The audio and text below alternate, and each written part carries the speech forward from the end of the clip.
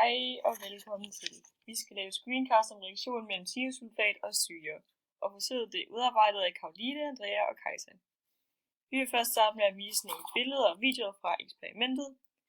Og først der har vi forsøgsopstilling, og vi havde et stykke papir, hvor vi havde sat et grønt kryds på, og skulle vi stille et bæreglas med forskellige volumener af H2O, HCl, Na2, SO2, O3 på.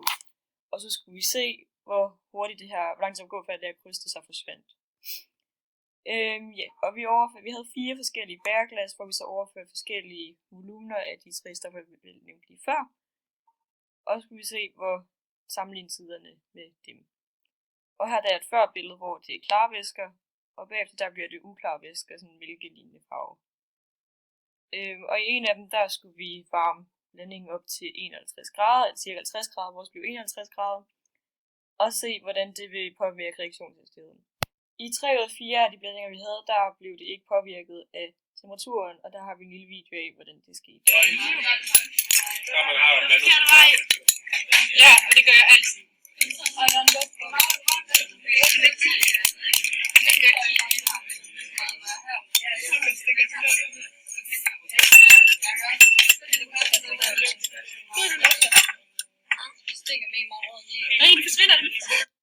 Og her der kunne vi så se, hvor hurtigt krydset det egentlig forsvandt.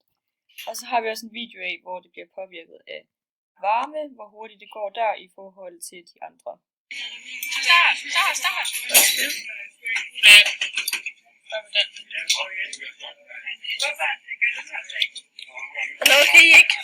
Det er en oversigt over resultater i en tabelform.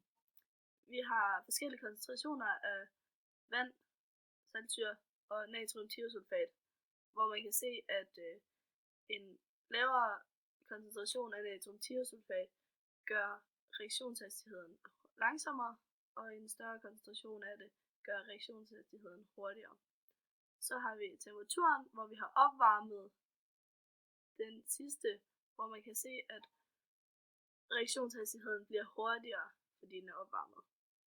Så har vi, for at finde den aktuelle stofmængdekoncentration af oxonium og thiosulfat, har vi brugt den aktuelle stofmængde før gange med volumen før, divideret med volumen efter. Og volumen efter er altid 20 ml.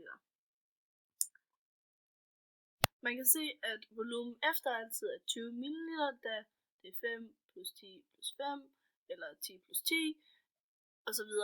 Så altid 20 ml. Og så ved hjælp af denne formel har vi fundet den aktuelle stofmængdekoncentration efter, som er skrevet ind i skemaet, og så har vi fundet 1 divideret med delta t. Ja, og så beregner vi reaktionshastigheden ved at sige delta aktuel stofmængde divideret med delta tid, og det har vi så gjort hernede, hvor vi har stofmængden divideret med tiden, og så får vi reaktionshastigheden.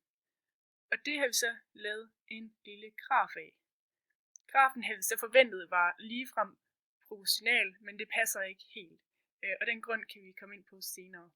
Og her der regner vi så reaktionshastigheden ud for oxonium, ligesom vi gjorde for thiosulfat før, og hvor vi igen tager og laver en graf over sammenhængen mellem stofmængdekoncentrationen og reaktionshastigheden. Og vi kan se på grafen, at punkterne de passer udmærket sammen. Vi har en forklaringsgrad på 0,99, det vil sige, at der kun er få små afvigelser af punkterne i forhold til en ret linje. Så har vi regnet temperaturen i forhold til tiden, hvor tiden er en funktion af temperaturen her. Vi har temperaturen på x-aksen og reaktionstiden på y-aksen. Det skal dog bemærkes, at tiden det er 1 over delta t.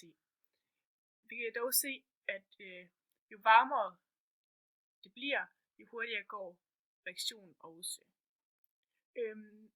Og dertil er der en tommelfingerregel. Ja, og tommelfingerreglen er, at for hver 10 graders opvarmning, så fordobles den kemiske reaktionshastighed. Og hvis vi for eksempel bare kigger på vores graf, så har vi et punkt, der cirka hedder ved 20 grader, så er reaktionshastigheden 0,035, Det skal så fordobles til 0,07 ved 30 grader, men det er ikke tilfældet. Der er den kun ca. 0,055. Så derfor passer tommelfingerreglen ikke i det her tilfælde særlig godt. Så man kan i hvert fald sige, at der er noget om snakken om den tommelfingerregel, men det er en grov antagelse, som ikke passer helt præcist. Man kan se en væsentlig fejlkilde ved vores forsøg, er, at vi ikke rørte rundt. Det kan ses i vores video og på vores data og grafer. Og fejlkilden ved, at vi ikke rørte rundt, det var, at reaktionshastigheden den gik for langsomt. En anden fejlkilde kan være, at vi brugte en kvalitativ metode, hvilket vil sige, at det var en observeringsundersøgelse, som sagtens skulle gøre, at tidtagningen blev upræcis, bare 1 til 2 sekunder fra eller til, kan betyde meget. Da formålet med det eksperiment var at undersøge, hvorledes reaktionshastigheden for reaktionen mellem thiosulfat og saltsyre afhang af den aktuelle stofmængde af thiosulfat, der kan vi altså så konkludere, at jo højere koncentration der er af natriumthiosulfat, jo hurtigere vil reaktionstiden altså også være. Det var så vores screencast om reaktionen mellem thiosulfat og syre. Vi håber, du nød den. Hej! Hej!